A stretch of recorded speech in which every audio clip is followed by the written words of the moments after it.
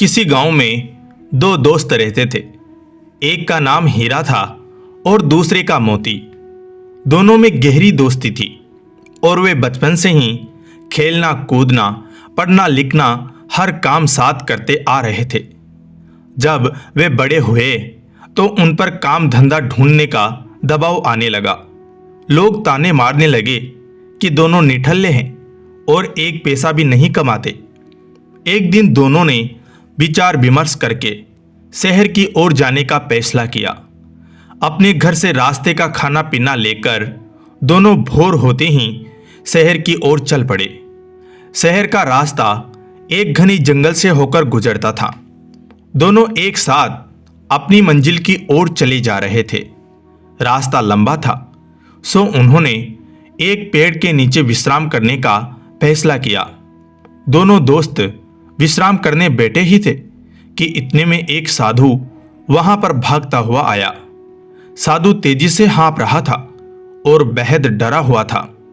मोती ने साधु से उसके डरने का कारण पूछा तो साधु ने बताया कि आगे रास्ते में एक डायन है और उसे हराकर आगे बढ़ना बहुत मुश्किल है।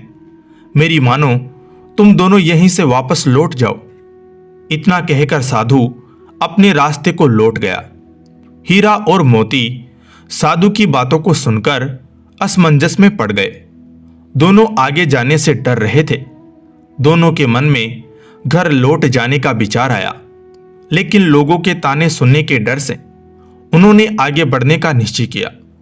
आगे का रास्ता और भी घना था और वे दोनों बहुत डरे हुए भी थे।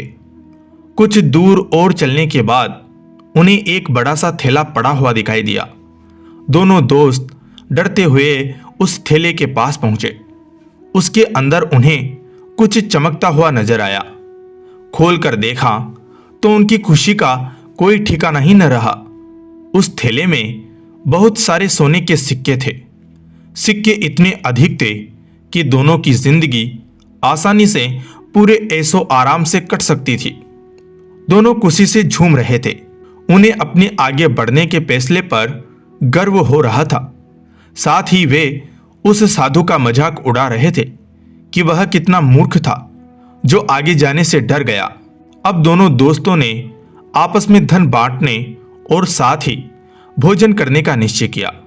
दोनों एक पेड़ के नीचे बैठ गए। हीरा ने मोती से कहा कि वह आसपास के किसी कुएं से पानी लेकर आए ताकि भोजन आराम से किया जा सके। मोती पानी लेने के लिए चल पड़ा। मोती रास्ते में चलते चलते सोच रहा था कि अगर वह सारे सिक्के उसके हो जाए तो वो और उसका परिवार हमेशा राजा की तरह रहेगा। मोती के मन में लालच आ चुका था। वह अपने दोस्त को जान से मार डालने की योजना बनाने लगा। पानी भरते समय उसे कुएं के पास एक धारदार हथियार मिला।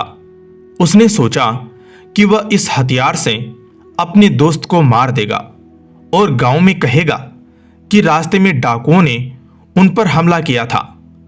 मोती मन ही मन अपनी योजना पर खुश हो रहा था। वह पानी लेकर वापस पहुंचा और मौका देखते ही हीरा पर पीछे से वार कर दिया। देखते देखते हीरा वहीं ढेर हो गया।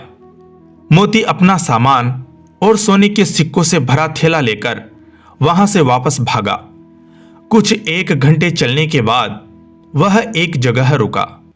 दोपहर हो चुकी थी और उसे बड़ी जोर की भूख लग आई थी।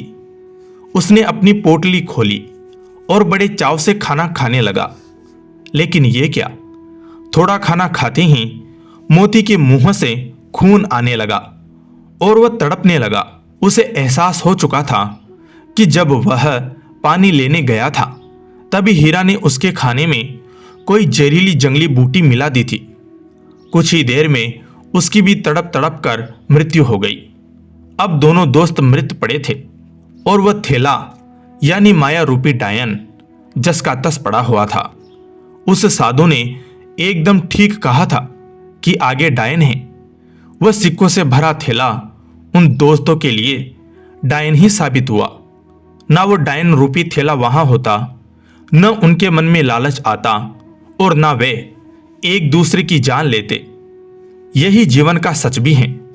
हम माया यानी धन दौलत संपदा एकत्रित करने में इतना उलझ जाते हैं कि अपने रिश्ते नातों तक को भुला देते हैं। माया रूपी डायन आज हर घर में बैठी है। इसी माया के चक्कर में मानव दानव बन बैठा है।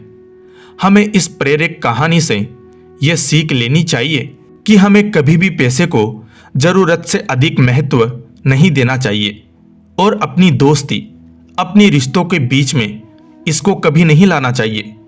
और हमारे पूर्वज भी तो कह गए हैं, माया के चक्कर में दोनों गए, न माया मिली न राम। धन्यवाद।